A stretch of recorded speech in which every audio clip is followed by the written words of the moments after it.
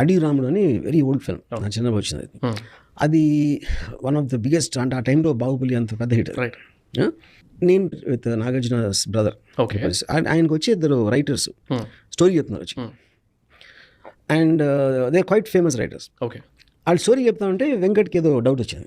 ఇదేంటి అంటే, లేదు బాబు మనది అనుకున్నది ఫారినర్స్ తీసుకెళ్ళిపోతున్నారంటే చాలా స్ట్రాంగ్ సెంటిమెంట్ ఫీల్ అవుతారు ఆడియన్స్ అని, అందుకే అడవి రాముడులో పాయింట్ పెట్టాం అని చెప్పి వీళ్ళు రైటర్స్ ఆఫ్ అడవి రాముడు. ఓకే. నేను అడవి రాముడు 16 సార్లు చూశాను.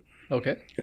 నేను ఈ పాయింట్ ఎక్కడ ఉందో రిజిస్టర్ కూడా అవ్వాలి, అది చెప్తుంది ఆ సినిమా 16 సార్లు చూసాక.